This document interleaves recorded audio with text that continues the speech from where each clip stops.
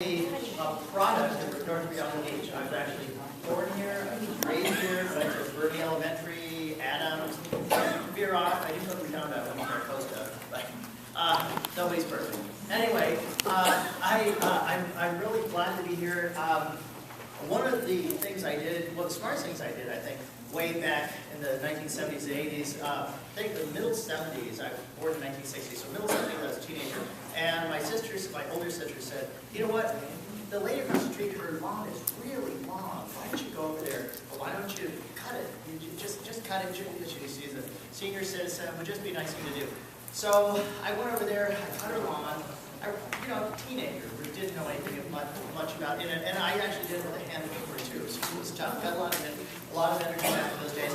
And about 2 hours later, we get a knock on the door, and it was a neighbor lady, and she said, "Oh, Mike, thank you so much," and she gave me a $5 bill.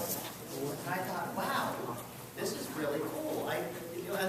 So I like to think I've never told the story before, but I like to think that's where my career in landscape construction business started. Went to El Camino, got my degree in ornamental horticulture, and have been landscaping for over 30 years. Well, 35 years. I don't know, the decade starts to roll on. 40, right? Okay. So one of the things, though, about 4 years ago, after the last presidential elections, there's a lot of things that people vote on. One of the things was on GMOs, GMO foods. Now, GMOs have been around about 20 years or so. There were no long-term studies on it, and that's a whole different thing, so I'm not really going to talk about that this much, but if you ever want me to talk about it, I'd be more than happy to. But anyway, I started getting a lot of calls from people, and they said, you know what, GMO labeling got voted down. I forgot what the proposition was, or the initiative, but it got voted down, so we want to build our own vegetable gardens. And I said, great, we can do that, we can build them, it's like building Legos, we put drip irrigation system. We put in a lot of vegetable gardens, and then about 2 or 3 months later, people started getting their water bills coming in. And they're like, OMG, I don't know if I can afford to grow my own food because, water started going up. Has anybody, 2 questions, has anybody heard there's a drought? I would have asked that question 5 years ago. It's like, huh? Because every time you turn on the faucet, there was always water. And 20 years ago, a little over 20 years ago, my company landscaped the Manhattan Beach Botanical Garden, which was, at that time, was a really cutting-edge garden. It's a native garden, and back then people were like, what? You guys want to do what? You want to create a native garden? Back then, nobody had heard of a native garden. It's over 20 years ago. Now, it's like the cool thing. In fact, the water district's actually giving people, you pull your grass out. Has anybody heard of that? So, it seems like my journey has just kind of been, water conservation. And then we got into building ponds and waterfalls for a while. Let the water recirculate, so it doesn't use much water. And then, after this thing about the GMOs and people wanting to grow their own food, I said, you know what? There's got to be a better way. There's got to be a way that we can grow food and that we don't have to use as much water. And so it's like, if you tie all of this together, I started doing the reading and the research, and it's called sustainability. And sustainability, I'll tell you, sustainability, my definition, there's a lot of definitions, you can go to Wikipedia, but my definition of sustainability is this. Sustainability is living today without borrowing from tomorrow. Something we can read. Living today without borrowing from tomorrow. I'm going to show you a scene out of my backyard. Now, I told you I love Redondo Beach. I still live here. I'm in North Redondo. And I'm going to show you a picture of my backyard. One of the pictures of my backyard. Okay, here. Boom. That's my backyard. So I just told you about the definition of sustainability. That's lettuce growing. And it's growing vertically, and it gets better. It grows with water that recycles over and over again. Has anybody heard of gray water? Okay. Now, isn't that the bomb? You take a shower or you wash your clothes. That's one use. And then, you have a plumber or environmental person it actually cuts a hole in your wall, and then you can actually, with that water that you just used, you can use it again to water like your fruit trees. Isn't that great? You use it twice. In fact, West Basin Water District has a big program right now. There's a big push. They're really trying to get people to explore gray water. Well, go ahead. Just want to make a comment about that. Native plants eat that. So while they're encouraging you to plant native plants, they're encouraging gray water. You got to be very careful about it. Right, absolutely right. That's a whole different program. In fact, I'm going to be talking a little bit about that. I'm going to for a whole hour next Saturday at the Manhattan Botanical Garden. I'm going to be giving a talk on preparing for El Nino. You want to know how to prepare, because all the evidence is there, and it's pretty scary. So I'm going to talk about how to deal with that, how to deal with El Nino, and I'm going to be considering that too.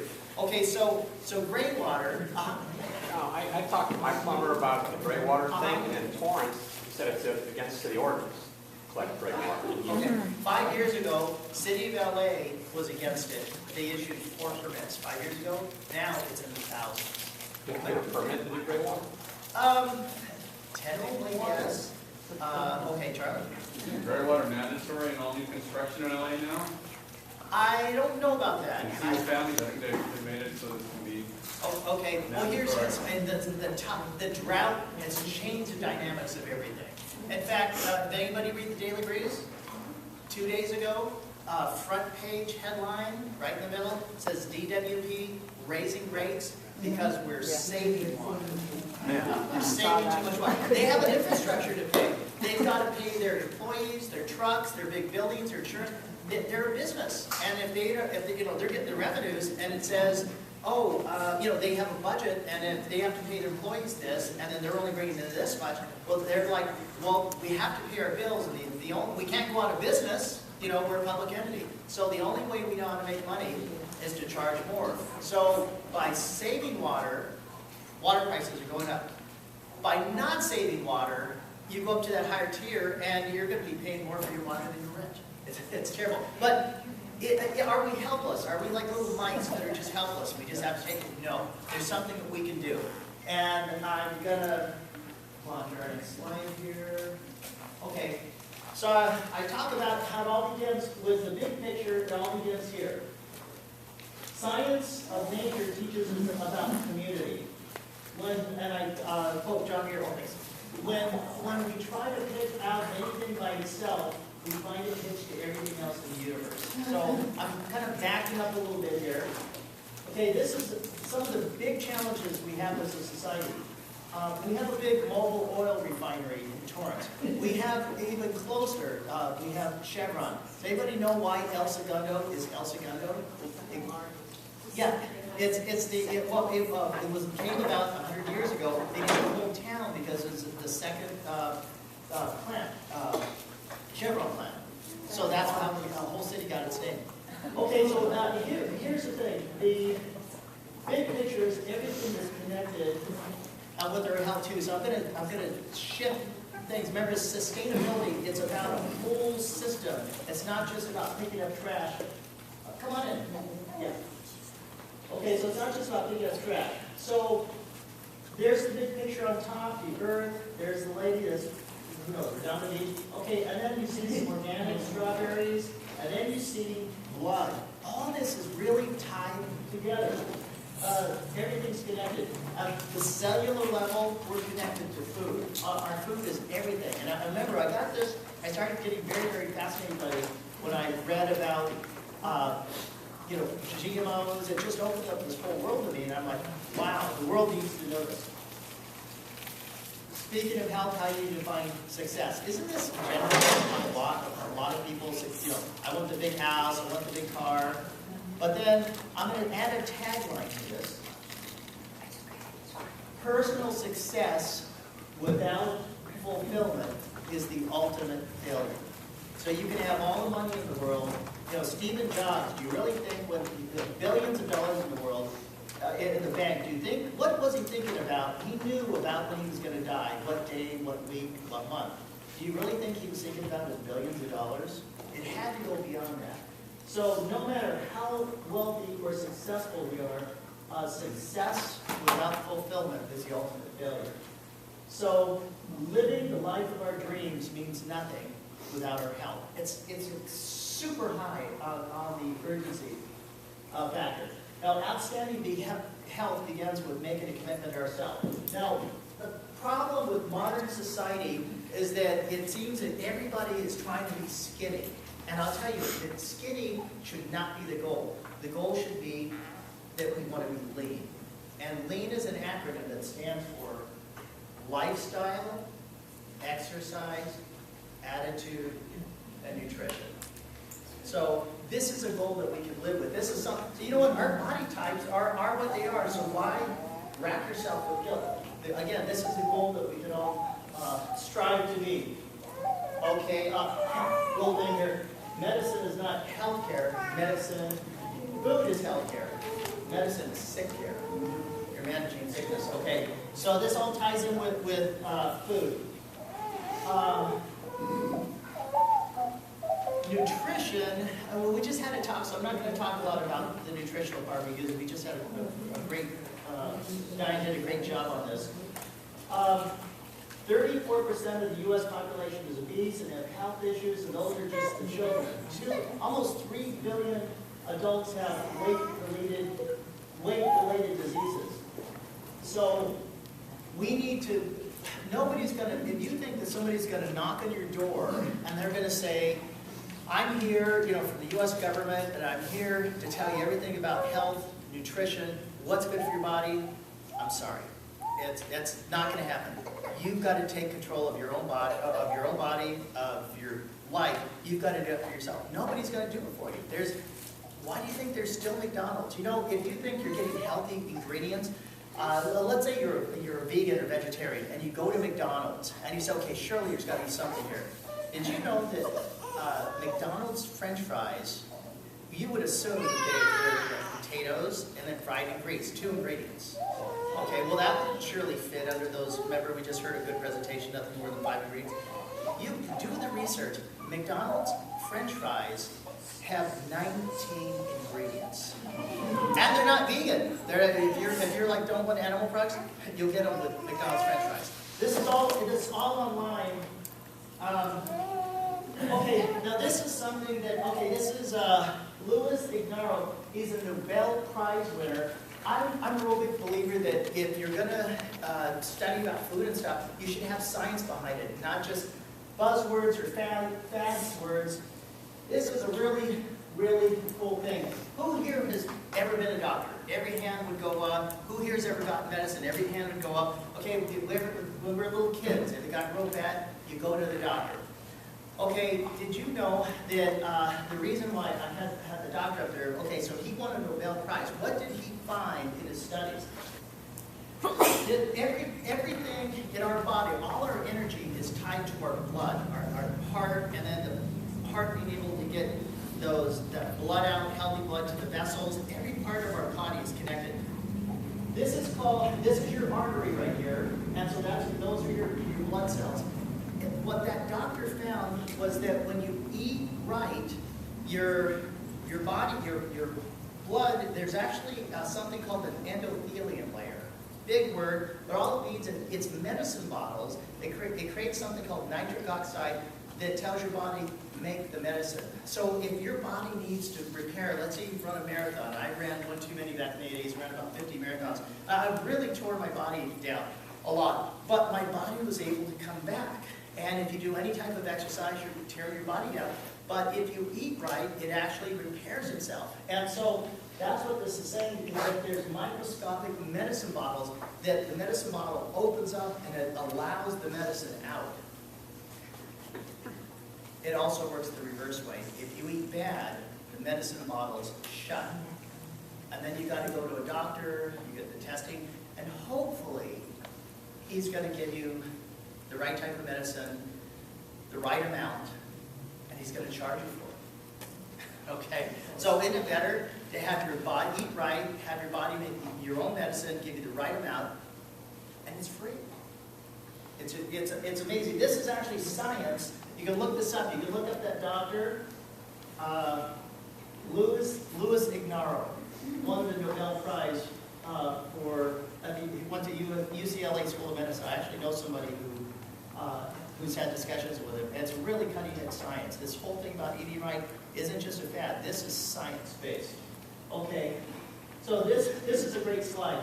The world's best kept secret is out. Your body produces its own medicine, but it doesn't when you're a couch potato. So, there's the couch potato. Come on in. Okay, couch potato, eating french fries, hamburgers, and so on, potato chips. And the blood sticks together, and these medicine bottles right here, you can see they're just coated with this sticky stuff. And they're closed. It will not allow the medicine to come out. And then, how to open the pharmacy. Eat more fruits, vegetables. If you do meat, I would do the wild-caught salmon. That's about the most healthy thing you can do if you're going to eat meat. Okay, here it is again. A healthy endothelium, that layer in all your vessels, blood vessels, releases a chemical messenger called nitric oxide, which prompts the body to make its own medicine. So, science-based. This is it. This is it, folks. Write it down. Look at it later. It's amazing stuff. So, this is a good one. I want to give you another goal. Besides lean, I want to also talk to you about what the goal should be as we get older. As we get older, our goal should be that everything works and nothing hurts. Isn't that a great goal? Okay, and we can do that. So, medicine, so if you eat right, as we just had the speaker reporting, you want to raise the lows. You know, there's antidepressants, pain relievers, anti-inflammatories.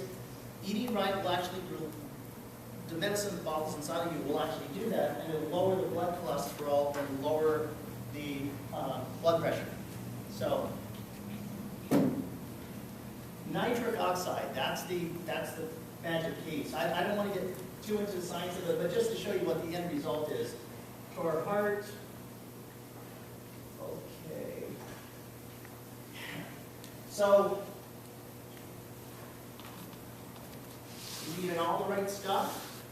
He's exercising. He's doing that lean lifestyle, exercise, attitude, nutrition. Look at, they're not stuck together. They're actually separated, so that means more energy. And look at those medicine bottles. The medicine is just flowing. Isn't that amazing? So, here we have again. This is just a review. Lifestyle, exercise, attitude, and nutrition. And it's not that hard to do in today's world. We Google this stuff, and it happens. Okay, now also too, just to make eating a little bit more simplified, I like to. I'm also a certified health coach too, just something I do for fun. There's something called traffic light eating, and so I like to, especially if I'm dealing with kids, I like to say, here, this is a green food, this is yellow, this is red. I'll illustrate a little bit more. We have green light foods. That means go. So foods that are not manufactured, they're naturally colorful, they don't have artificial colors in them. They can be eaten raw, low in calories, high in nutrients. Eat as much as you want. And usually they're found around, I'll make a comment about the process thing too. Typically when you shop, you go to Vaughn's or you go to, it used to be Albertsons, whatever they are now. Okay, so you go around the center of the store, and where they usually have produce, it's on the outer edges. What's in the middle? Okay, the cake boxes, all the processed stuff that's in boxes. I think that's what people generally think about. So when you start eating food, I mean, you eat raw almonds. I mean, you're starting to process that in your mouth. You do the digestive process. So I think what it is anything that's in a box, potato chips, packaged stuff that's ground up, that they pretty much they sell it for taste. So I'll have a few things. Okay, yellow light foods. Foods they're not as nutrient dense, but they're okay. But you want to use caution. And then what about that muffin? red light foods. I'm not saying stop, well, I'm not saying stop eating, but I'm saying stop, think about it. And I got something from Tony Robbins, a motivational speaker. He's about 10,000 people over at LA Convention Center this weekend. And I got something from him, a quote, I'll never forget. He said, your destiny, the decisions you make are made by, that will create your destiny. Your destiny is created by the decisions you make every day. So every day we make thousands of decisions. So your decision, should I go to McDonald's or should I go over to MyFitFoods? Or if you don't have time, or if you have time, you know, do I go to dinner? Do I go out to Cheesecake Factory and have that big slice of cheesecake? Or do I have something that's more healthy? Your decisions you make every day, all of those add up to who you are today. Do not use your stomach as a treasure. I need not say any more on this. Okay, you're not born a winner, you're not born a loser, you're born a chooser. So, you know, nobody's born rich, nobody's born poor, nobody's born anything. We're born choosers. That's the only thing in life we have is our ability to choose. Okay, make the right choice. Now, why is organic the right choice for parents? Well, we don't, I'll just kind of glide through some of these. Phytonutrients, okay, you could go to you can take a multivitamin, which has, selects like maybe 10 grams of vitamin A and 5 grams of vitamin C, it actually has bigger percentages in that. But the idea is that, you can get a multivitamin, or you can bite into an apple. Now, did you know an apple may not have as much percentage of vitamin A? However, when it works in conjunction with all, and this, by the way, is all the stuff that's in vitamin A. When you bite into an apple, it's a powerhouse that you're biting into. And that synergy, now what do I mean by synergy? My company, we build waterfalls and ponds and stuff. Okay, if you have a 50 pound, let's say one man can pick up 50 pounds. So he picks a 50-pound boulder, and that's his limit. He can't pick up anymore. Okay, now if you have a boulder that's 130 pounds, you're thinking, well, you're going to need 3 guys. Not really. You're going to, if you get 2 guys, there's this thing called synergy. When you have 2 people working together, they can actually lift a whole lot more weight than if it was just one single person. Same thing with fruits and vegetables. They have this synergy inside that they can do much more than if you were just to get it in a pill capsule form. And so, a couple of buddies of mine, about a 3,000 pound boulder. Now, that's Photoshopped, of course. Just to illustrate, though, that the power of synergy, I thought I'd do a photo there. Okay, we have to start asking ourselves, how long are we going to ignore the obvious that our meat-eating culture is not environmentally sustainable? I don't have time to go into this right now, but you just want that side. You are what you eat. And for example, chicken, if your chickens are eating GMO corn, the eggs they produce are not going to be nutritionally as good for you as like free range. And if you ever want to see Redondo Beach chickens, I've got about 30 of them in my backyard, and I'll talk more about that later. I got a micro farm in my backyard. Okay, now we're going to go into a little bit about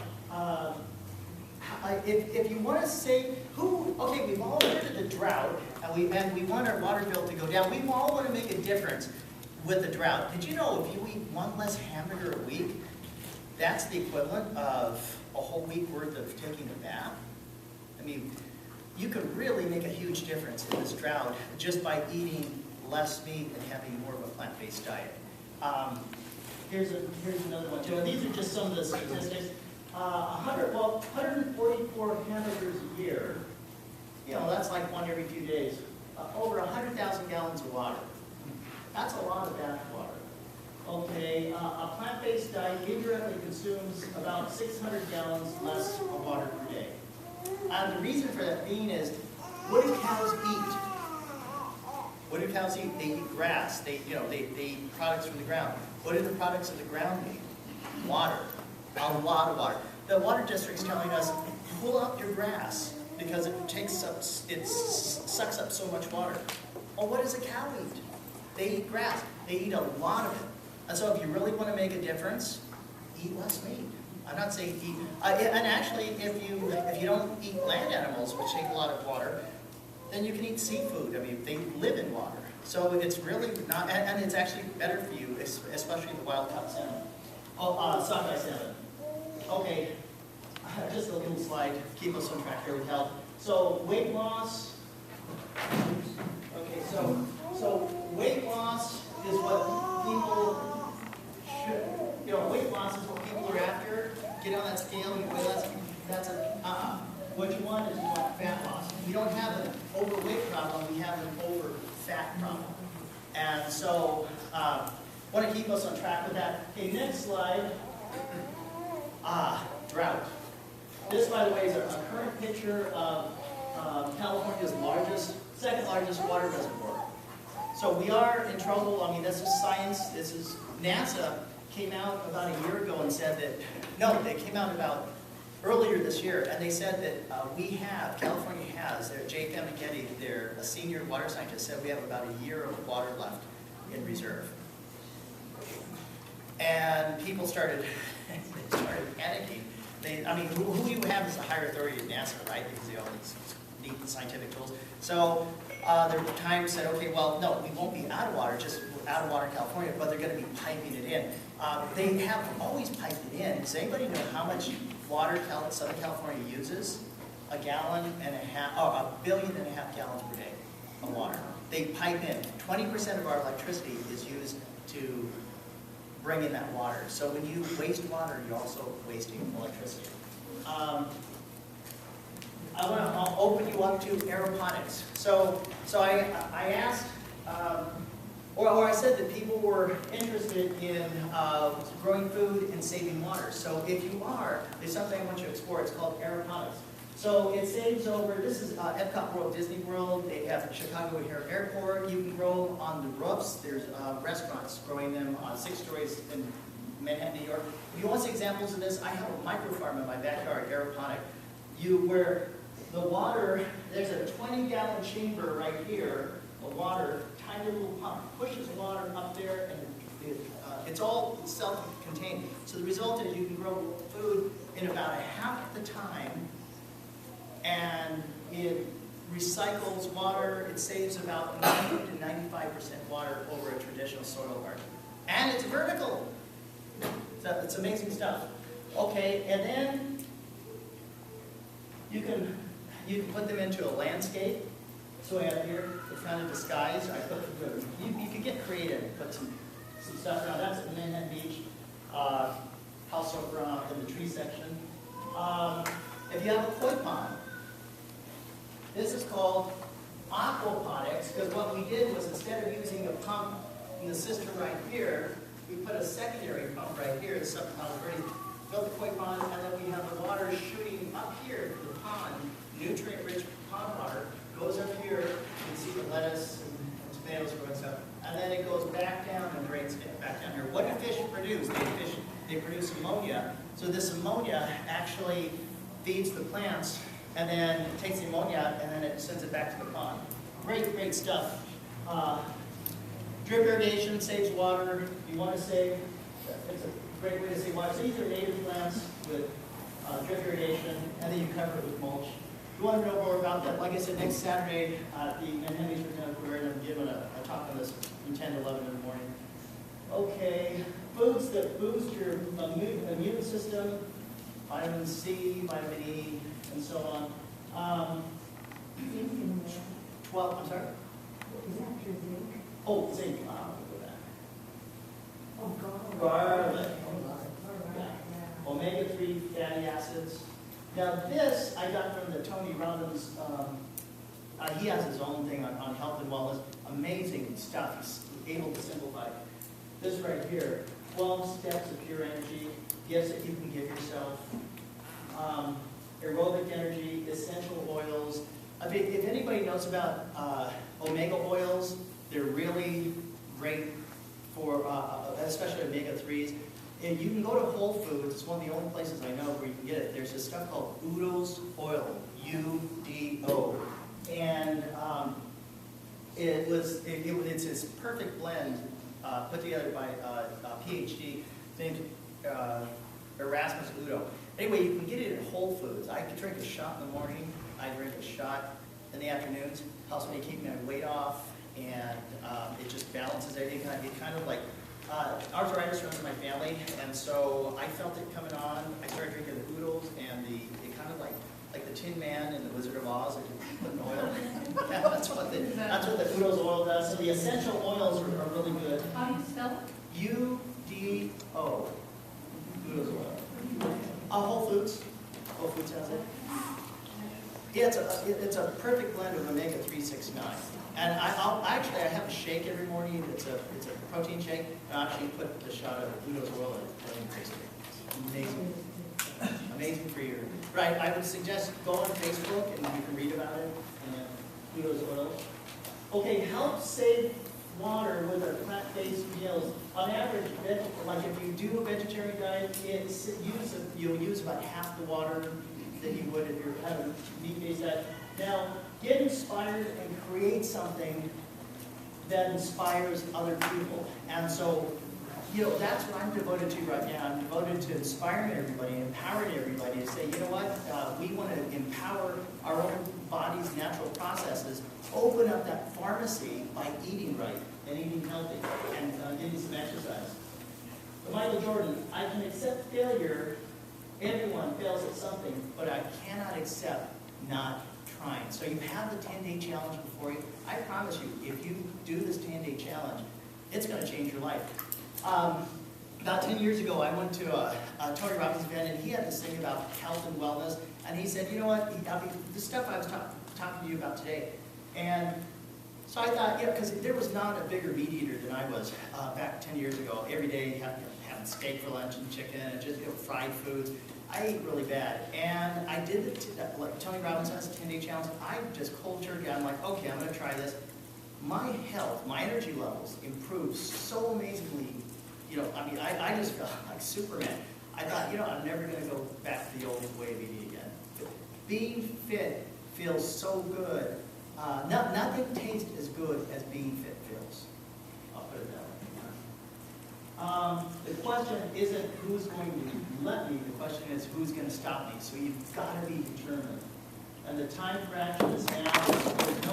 There's no backup emergency planning. So this whole idea about water conservation, about taking care of our health, aquaponics, aeroponics, all of this kind of ties together.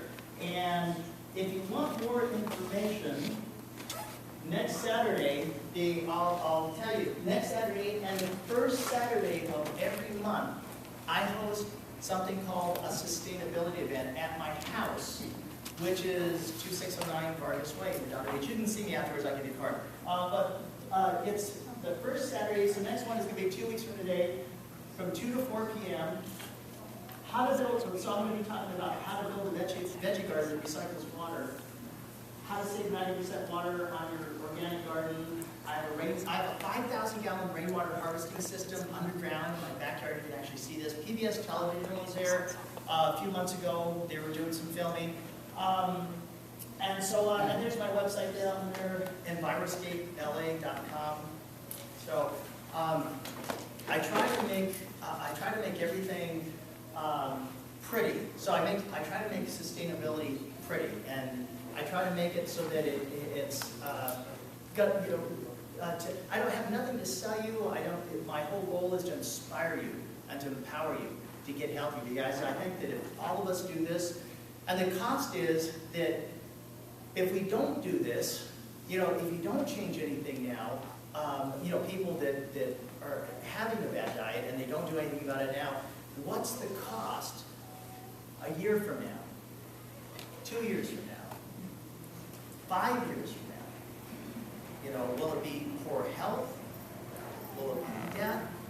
I don't know. But all I do know is that if we start on a positive, lifestyle, exercise, attitude, and nutrition, it will put you on the most amazing path you've ever been.